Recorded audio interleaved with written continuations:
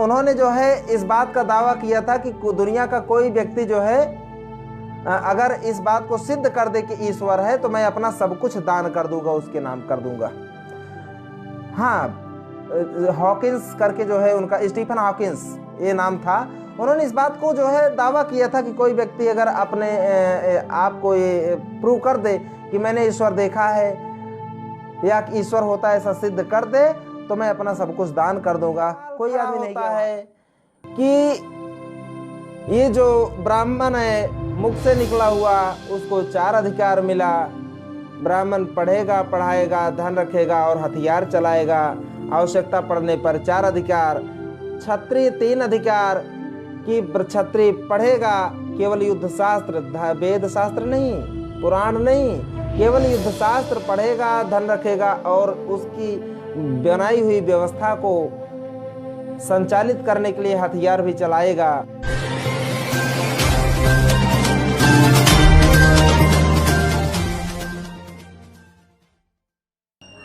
अगर प्रकृति को हम ध्यान से देखें, इसका अध्ययन करें और समाज का अध्ययन करें तो दोनों में बड़ा अंतर है। भारत के अंदर में समाज की जो व्यवस्था बनी हुई है वो समाज व्यवस्था ऊंच नीच भेदभाव से भरपूर है, पक्षपात से भरपूर है, असमानता पर आधारित है, गैर बराबरी पर आधारित है। ये समाज व्यवस्था है। और दूसरी तरफ प्रकृति है, कुदरत है, जो कि सभी मनुष्य के साथ में समानता का व्यवहार करती है।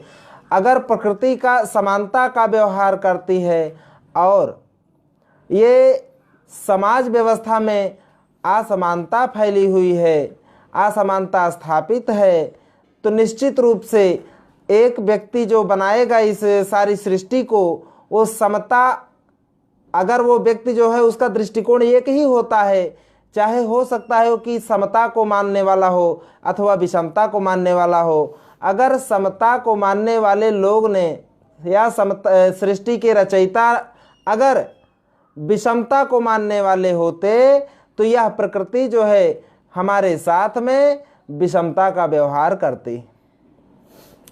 प्रकृति का अध्ययन करने पर यह समझ में आता है कि ये समता का व्यवहार करती है, समानता का व्यवहार करती है, मानवता का व्यवहार करती है सभी के साथ में। तो सम्मानित धम्म बंधुओं, समाज में आप जाओ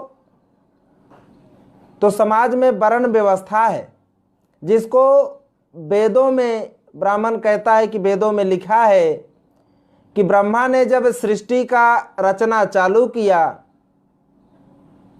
तो ब्रह्मा के मुख से जो निकले वो ब्राह्मण हुए, जो भुजाओं से निकले क्षत्रिय हुए, नाभि से निकले हुए लोग वैश्य हुए, और जो शूद्र हैं वो पांव से जन्म लेने वाले लोग होते हैं। तो जो शूद्र हैं, आज उन्हीं शूद्रों को ओबीसी के नाम से जाना जाता है। संविधान में, ग्रंथों में शूद्र के नाम से उसकी पहचान है, संविधान में ओबीसी के नाम से उसकी पहचान है। अब जब ब्रह्मा जी ने सृष्टि का रचना करते समय, मानव रचना करते समय मनुष्य को जन्म दिया, ऐसा जो है ऋग्वेद में बताया जाता है, तो सवाल खड़ा होता है कि ये जो ब्राह्मण है मुख से निकला हुआ उसको 4 अधिकार मिला। ब्राह्मण पढ़ेगा, पढ़ाएगा, धन रखेगा और हथियार चलाएगा, आवश्यकता पड़ने पर 4 अधिकार।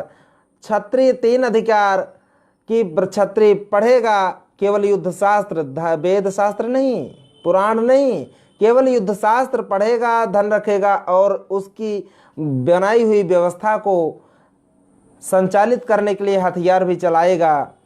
वैश्य को 2 अधिकार मिला, धन रखेगा और पढ़ेगा, ना गुरुआना कर सकता है, गुरु यानी पढ़ा नहीं सकता है और ना ही हथियार चला सकता है। लेकिन शूद्रों को ये वेद के द्वारा बताया गया कि शूद्र केवल मात्र ऊपर के तीनों जो वर्ण हैं अर्थात ब्राह्मण, क्षत्रिय, वैश्य हैं, इनकी सेवा करें। ये जो ब्रह्मा जी ने व्यवस्था करी है। वेदों के अनुसार में ऐसा बताया जाता है ब्राह्मणों के द्वारा कि ये सब तो प्रकृति के द्वारा बनाए हुए हैं, भगवान ब्रह्मा के द्वारा बनाई हुई व्यवस्था है। अगर इसको हम वेदों के अनुसार जैसा बताया जाता है कि ये ब्रह्मा की बनाई व्यवस्था है, वर्ण व्यवस्था, अगर हम ऐसा मानते हैं तो वही ब्राह्मण लोग कहते हैं कि ये जो प्रकृति है, कुदरत है, इसको भी ब्रह्मा ने ही बनाया है। तो मेरा यहाँ पर ये कहना है, जैसा कि आपका सवाल है कि क्या समाज व्यवस्था में जाति व्यवस्था, वर्ण व्यवस्था बनाने वाला और प्रकृति का निर्माण करने वाला दोनों एक ही हैं? तो इस पर मेरा यह कहना है कि अगर जिस ब्रह्मा ने ब्राह्मण, क्षत्रिय, वैश्य, शूद्र को बनाया और बनाने के बाद में उनके कर्म निर्धारित किया कि शूद्रों को केवल, चाहे जितने काबिल हों, उनको केवल मात्र तीनों वर्णों की सेवा करनी है, बाकी के, अगर ये ब्रह्मा जी ने बनाया तो ब्रह्मा जी का जो दृष्टिकोण है वो जाहिर होता है कि उनका दृष्टिकोण असमानता पर आधारित है, गैर बराबरी पर आधारित है, अमानवीयता पर आधारित है। ऐसा जो है उनका दृष्टिकोण समझ में आता है। लेकिन जब दूसरी तरफ हम देखते हैं कि जो प्रकृति है, प्रकृति समानता का व्यवहार करती। अगर आप सपोज करिए, कल्पना करिए कि कुदरत को भी भगवान ब्रह्मा ने बनाया होता तो क्या होता? उसी असमानता, गैर बराबरी और ऊंच नीचता की भावना के साथ में यदि ब्रह्मा जी ने इसको बनाया होता प्रकृति को, तो ये कुछ ऐसा व्यवहार करती कि शूद्रों और अछूतों के बस्ती में हवाएं ना चलती, शूद्रों अछूतों के बस्ती में धूप ना खिलते, शूद्रों अछूतों के द्वारा जो है डाला गया जो खेतों में बीज होता है वो उगता ही नहीं, शूद्रों अछूतों के बस्ती में पानी न बरसता। ये सारी व्यवस्था जो प्रकृति प्रदत्त व्यवस्था है, ये ब्राह्मण, क्षत्रिय, वैश्य के लिए जो है लागू होती। इनके अलावा जो शूद्र हैं, जिसको नीच कुल घोषित किया है, उनके लिए ये लागू ना होती अगर ब्रह्मा ने ही ये दोनों व्यवस्था बनाया होता तो। इसलिए प्रकृति का समानतावादी व्यवहार और समाज व्यवस्था में असमानता वाली जो व्यवहार है, इसके आधार पर देखने पर यह पता चलता है कि इन दोनों व्यवस्थाओं के निर्माता एक नहीं हो सकते हैं। अगर ब्रह्मा जी ने ब्राह्मण, क्षत्रिय, वैश्य, शूद्र को जन्म देकर के उनके कर्म निर्धारित किए, ऊंच नीचता का भाव पैदा किए और उन्होंने तय किए कि जो है कि ऊपर के तीनों वर्णों की सेवा करनी होगी शूद्रों को, अर्थात ओबीसी के लोगों को, तो निसंदेह उस ब्रह्मा जी ने प्रकृति का निर्माण नहीं किया होगा। अगर उन्होंने ऐसा किया होता तो प्रकृति गैर बराबरी का व्यवहार करती। अभी पहला सवाल आपका मेरे ख्याल से हो गया है। और ये समानता असमानता की जो व्यवस्था है, इस संदर्भ में मैं कहना चाहता हूं कि ब्राह्मण जब इस देश के अंदर में हमला करके यहाँ के लोगों को गुलाम बनाया और तब ये व्यवस्था बनाई ब्राह्मणों ने, तो ब्राह्मण ने ऋग्वेद में लिखा है कि देवाधीनम जगत सर्वम मंत्राधीनम च देवता ते मंत्रा ब्राह्मणाधीनम तस्मात् ब्राह्मण देवता। ऐसा जो है ब्राह्मणों ने लिखा है, बैठ जाइए, ऐसा ब्राह्मणों ने लिखा है ऋग्वेद में। ऋग्वेद में इसलिए कह रहा हूं कि ब्राह्मणों ने लिखा है क्योंकि ब्राह्मण बताते हैं कि ये जो वेद है ये ब्राह्मण ने, इंसान ने लिखा ही नहीं है, ये तो आसमानी पुस्तक है जो कि ब्रह्मा के द्वारा रचित है, देवताओं द्वारा रचित है। तो उस वेद में लिखा है ये जो मैंने अभी बताया, देवताधीनम जगत सर्वम, देवताधीनम जगत सर्वम मंत्राधीनम च देवता ते मंत्रा ब्राह्मणाधीनम तस्मात् ब्राह्मण देवता। अर्थात ये सारी सृष्टि, सारी प्रकृति, सारा कुदरत, सारा संसार देवताओं के अधीन है, देवताओं के वश में है। अर्थात ऐसा बताने का प्रयास किया गया है कि ये जो हवाएं चलती हैं पवन देव के मर्जी से चलती हैं, पानी इंद्रदेव की कृपा से बरसता है, सूरज भगवान के कृपा से उगता है अथवा छिपता है, ऐसा बताया गया है। अर्थात कि देवताओं के नियंत्रण में ही सब कुछ है, सारी धरती, सारा जगत देवताओं के वश में है, सारे देवता मंत्र के वश में हैं। मंत्राधीनम ते मंत्रा ब्राह्मणाधीनम, अर्थात सारे मंत्र ब्राह्मणों के अधीन हैं, इसलिए ब्राह्मण ही सबसे बड़ा देवता है। यहां पे ऋग्वेद इस बात की वकालत करता है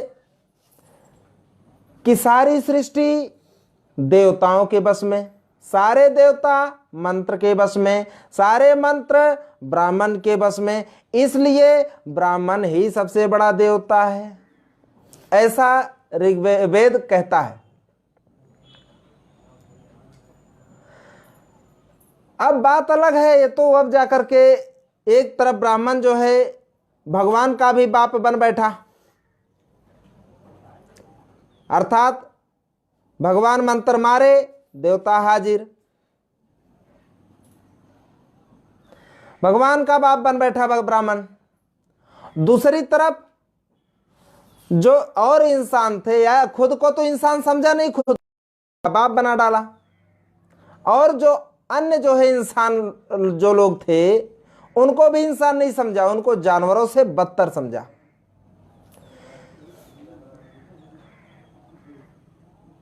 बहुत सारे ऐसे इंसान हैं जिनका छुआ हुआ बर्तन उनके घर में नहीं जा सकता है, उनको देखना भी पाप है। अर्थात इंसान को इंसान नहीं समझा, खुद को भी इंसान नहीं समझा। बाबा साहब का संविधान जब से लागू हुआ है तो आर्टिकल नंबर 14 में बाबा साहब कहते हैं इक्वालिटी बिफोर लॉ, अर्थात समक्ष समता। कानून की नजर में, कानून की दृष्टि में हर एक व्यक्ति एक बराबर होगा।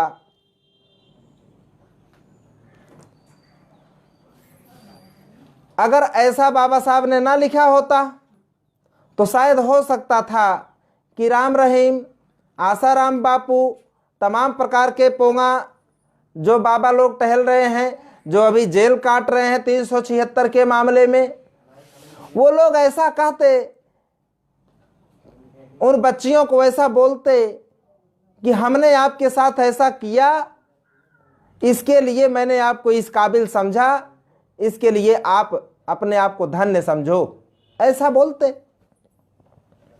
लेकिन ये बाबा साहब का संविधान है कि उनको भी जेल के अंदर में, सलाखों के अंदर में डाल दिया। जो गुनाह, जो कृत्य जो है एक आम आदमी के लिए लागू होता है, वही एक असामान्य आदमी के भी लिए लागू होता है। ये होता है आर्टिकल 14 का पावर, जिसमें बाबा साहब ने ऐसा लिखा है। अभी दूसरा सवाल आप लोग करें। आप दर्शकों से भी जो है मेरा निवेदन है कि आप लोग भी कमेंट बॉक्स में जा करके अध्यात्म से संबंधित सवाल कर सकते हैं, क्योंकि इस विषय पर मैं जल्दी लाइव नहीं आता हूँ, इससे बचने का प्रयास करता हूँ। लेकिन हमारे लोगों को अध्यात्म से संबंधित ही जो है लोग जानकारी लेना चाहते हैं। दूसरा सवाल आप करें। क्या आप आस्तिक हैं या नास्तिक? आपका दूसरा सवाल है कि क्या मैं आस्तिक हूँ या नास्तिक हूँ, ये आपका दूसरा सवाल है। यहाँ आस्तिक का मतलब होता है, ऐसा बताया जाता है दुनिया में, कि जो भगवान पर यकीन और विश्वास करते हैं उनको आस्तिक कहते हैं। ईश्वर अथवा भगवान पर यकीन ना करने वाले लोगों को नास्तिक कहा जाता है। आपका सवाल है कि क्या मैं आस्तिक हूँ या नास्तिक हूँ।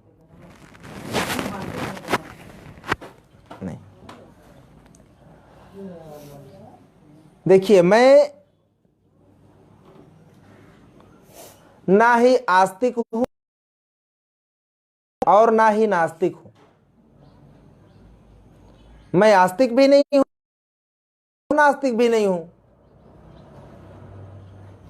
क्योंकि आस्तिक जो होते हैं, ईश्वर के जो मानने वाले लोग होते हैं, वो केवल मानते हैं, ये भी कोशिश नहीं करते हैं है कि नहीं है, थोड़ा जान लें। जाने बगैर मान लेते हैं, आस्तिक हो गए। जाना ही नहीं, बस मान लिया। क्या ईश्वर को मानने वाले लोगों ने खोज किया? अपनी आंखों से देखा, टच किया, दीदार किया ईश्वर का? नहीं, जाना ही नहीं, बस मान लिया।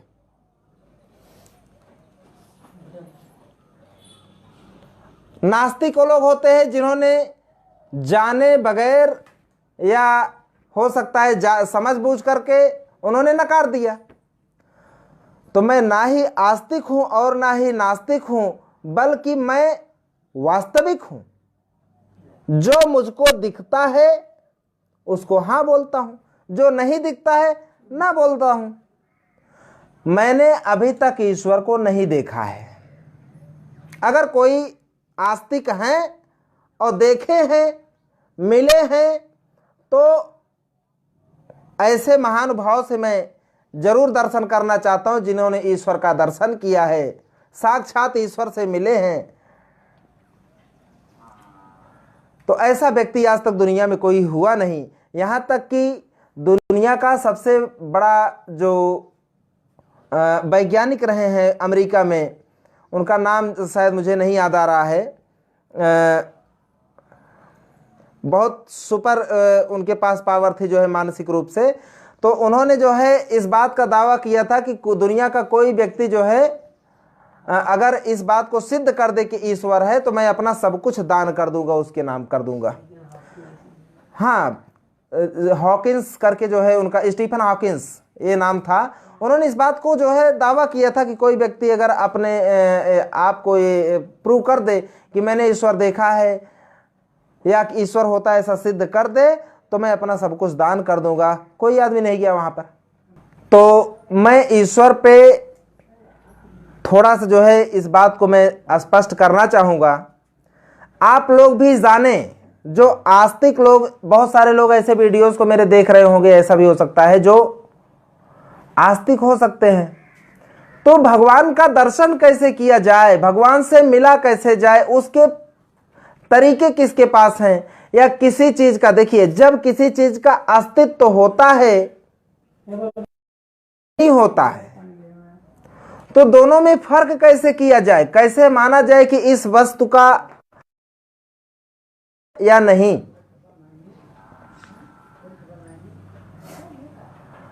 तो हमारे लोगों के पास में कुदरती 5 ज्ञानेंद्रियां हैं। इन 5 ज्ञानेंद्रियों के माध्यम से हम ये जान पाते हैं कि ये वस्तु है अथवा नहीं है, इसका अस्तित्व है या नहीं। ये इन 5 ज्ञानेंद्रियों के माध्यम से, जो कि हम कैसा कह सकते हैं, हमारे शरीर का ये लैब है, जिसके माध्यम से हम किसी के अस्तित्व या अस्तित्व को समझ पाते हैं।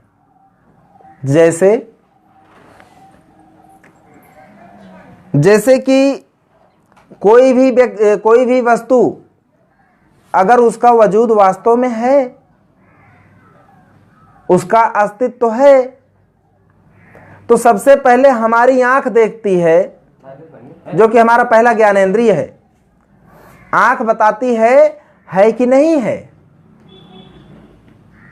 जैसे मैं आपके सामने बैठा हूं, आपकी आंखों ने मुझको देखा कि मैं बैठा हूं, इसका मतलब मैं हूं। आंख ने वेरिफिकेशन किया, आंख ने देखा। जैसे कोई लकड़ी है, तख्त है, बेड है, घर है, पेड़ है, मछली है, चीता है, बाघ है, मोबाइल है, टीवी है, तमाम चीजें जिनको हमारी आंख देख सकती है। तो ये आंखें हमारी बताती हैं कि ये वस्तु है, लेकिन बहुत सारी ऐसी चीजें हैं जिनको आंखें हमारी नहीं देख पाती हैं। तो क्या उनका अस्तित्व तो नहीं है? जैसे आपने हवा को देखा क्या? अब आपकी आंख हवा को नहीं देखा, तो क्या यह माना जाए कि हवा का अस्तित्व तो वजूद नहीं होता? क्या इस बात को माना जा सकता है? तो अब यहां पर हमारा जो दूसरा लैब का दूसरा पार्ट है वो तय करेगा, वो सुनिश्चित करेगा हवा होती है कि नहीं होती है। हवा को आंख देख नहीं सकती, नाक सूंघ नहीं सकती, कान हो सकता है सुन ना पाए, जिह्वा टेस्ट ना बता पाए, ऐसा भी हो सकता है। लेकिन ये जो हमारी त्वचा है, जिसको चमड़ी हम लोग कहते हैं, ये त्वचा जो है हवाओं को बता सकती है अनुभव करके कि हवा वायु है या नहीं है। अगर वायु शिथिल है, नहीं चल रही है, तो हम हाथों को हिला करके महसूस कर सकते हैं कि कुछ है जो हम फील कर रहे हैं, जो हमारी त्वचा महसूस कर रही है। वो जो कुछ है जिसको हमारी त्वचा महसूस कर रही है, अथवा जब हवा चलती है तो हमारी त्वचा को सुखद एहसास होता है। तब हम जान पाते हैं कि कुछ है जो हम देख नहीं पा रहे लेकिन अच्छा लग रहा है। हवाओं का बहना हम महसूस करते हैं। तो जो चीजें दिखाई नहीं देती हैं वो चीज भी होती है।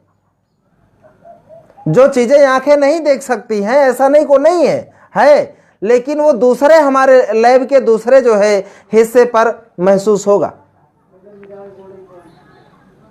जो हमारी आंखें नहीं देख सकती उसको हमारी त्वचा महसूस कर सकती है। जैसे गंध होती है कि नहीं होती है, सुगंध अथवा दुर्गंध होती है कि नहीं होती है। आंखों ने देखा नहीं, गंध को पहचान नहीं पाएगी, कान सुन नहीं सकता, जिह्वा टेस्ट नहीं ले सकते, लेकिन नाक हमारी बताती है कि ये गंध है या दुर्गंध है, सुगंध है, क्या है। नाक जो है यहां पे सुनिश्चित करती है। अब साउंड, जिसको आवाज कहते हैं, ध्वनि कहते हैं, ध्वनि होती है या नहीं होती है, ये हमारा कान तय करता है, कान बता देता है, जबकि आंख नहीं देख पाई सकती, जिह्वा टेस्ट नहीं कर सकती, लेकिन हमारे कान बताएंगे ध्वनि होती है, ध्वनि का अस्तित्व है या नहीं है। सुगंध या दुर्गंध का अस्तित्व है कि नहीं है, यह नाक बताती है। ध्वनि का अस्तित्व कान बताता है। इसी तरह से जैसे नमक, चीनी अथवा फिटकरी, एक साथ तीनों को पीस दिया जाए अलग अलग करके, तीनों को पाउडर एक जगह रखा जाए, तो हमारी आंख ये देख कर तय नहीं कर सकती कि कौन क्या चीज है। हमारे कान नहीं तय कर पाएंगे, त्वचा नहीं तय कर सकती है, उसको टच करके नहीं बता सकते हम कि कौन क्या चीज है। यहां पर जिह्वा हमारी ये बताएगी, चख करके उसका टेस्ट लेकर के जिह्वा तय करेगी कि नमक है, फिटकरी है या चीनी है, किसका पाउडर है, ये जिह्वा तय करेगी।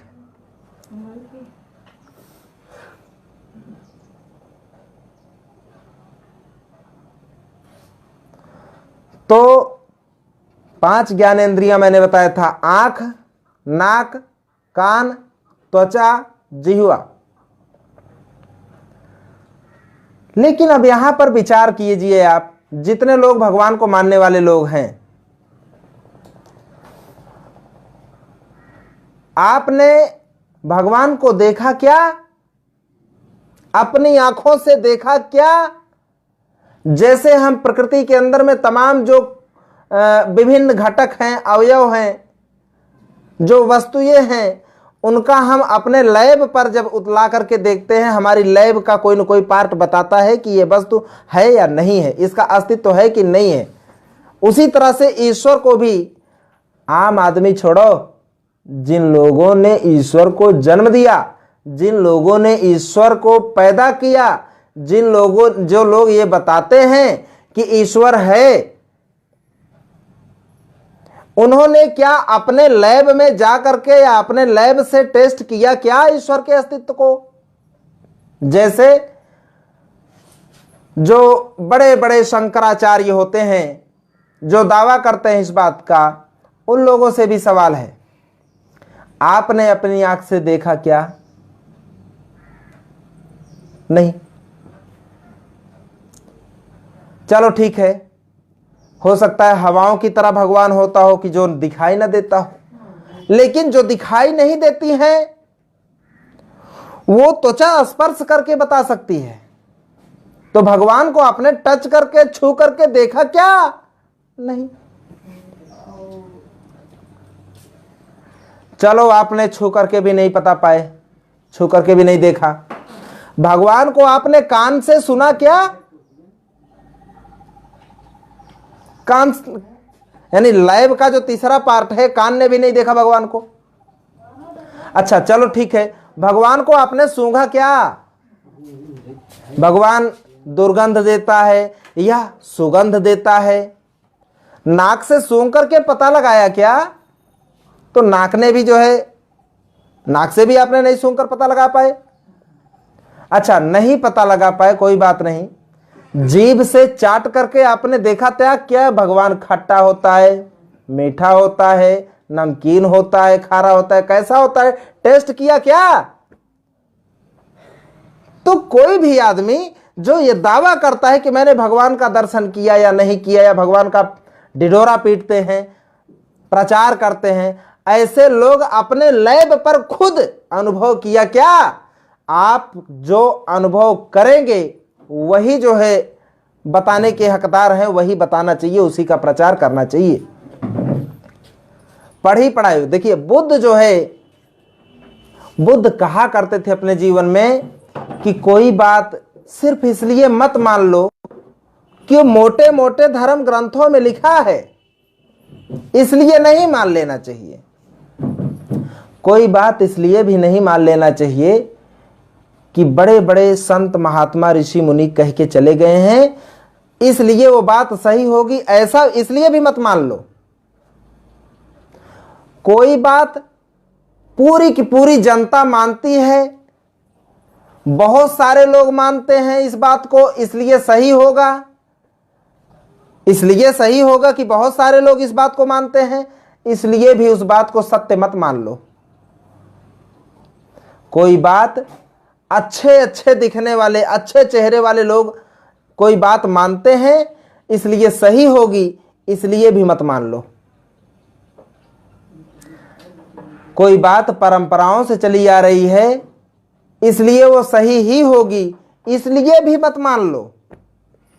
बल्कि कोई बात कब माननी चाहिए सत्य? जब आप अपने तर्क से, अपने अनुभव से कोई बात ये समझ पाओ कि ये बात सत्य है या असत्य है। मानक पर, कसौटी पर, आपके अनुभवों पर अगर कोई बात सच्ची और खरी प्रतीत होती है तो उसको जरूर सत्य मान लेना चाहिए। पढ़ी पढ़ाई बातों को सत्य मान करके जो है भ्रम में नहीं जीना चाहिए। इसलिए अभी मैंने जी सिद्ध किया कि अगर इसको, यानी प्रकृति के अंदर में कोई भी चीज हो, इस प्रकृति के अंदर में कोई भी चीज हो, इस जो मानव के अंदर में या जो प्राणियों के अंदर में जो लैब है, ये मनुष्य के पास ये जो पांचों लैब है, त्वचा, नेत्र, नाक, आंख, हो गया नेत्र, आंख, नाक, कान और त्वचा, जिह्वा, ये पांच जो हमारे पास ज्ञानेंद्रिय है, इसके अनुभव से हम बता सकते हैं कि इस वस्तु का अस्तित्व है या नहीं है। अब इस दुनिया में एक और अनमोल चीज है जिसका अस्तित्व नहीं दिखाई देता, उसको भी बताना चाहेंगे। जैसे देखिए, ये अगर कोई खाली बर्तन हो तो उसमें कुछ है कि नहीं? वो गिलास देना जरा, परफेक्ट। ये गिलास है, ये गिलास में कुछ है नहीं, कुछ नहीं है, खाली है पूरी तरह से। और अब इसको अगर पूछा जाए किसी व्यक्ति से कि इसमें कुछ है, इसमें क्या है, तो बहुत सारे लोग कहेंगे खाली है, कुछ नहीं है। लेकिन विज्ञान को पढ़ा हुआ व्यक्ति ये कह नहीं सकता है कि ये खाली है। जिसने विज्ञान को पढ़ा होगा वो बताएगा कि हवा से पूरा गिलास भरा है, हवा से फुल है, खाली ही नहीं है। स्थान जहां पे हवा भी ना हो, कुछ भी ना हो, तो ऐसे स्थान को विज्ञान में निर्वात कहा जाता है, वैक्यूम कहा जाता है, जहां पे कुछ भी ना हो।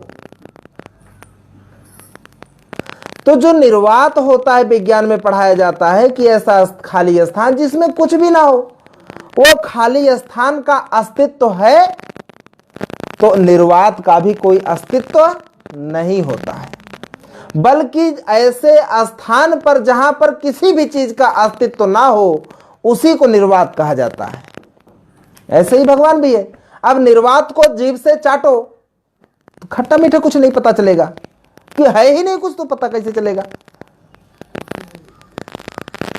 आंख से दिखेगा नहीं, कान से सुनाई नहीं देगा, नाक से सूंघने पर नहीं समझ में आएगा, जीवा से चाटने पर कुछ नहीं समझ में आएगा, त्वचा स्पर्श करके नहीं बता सकती है। किसको?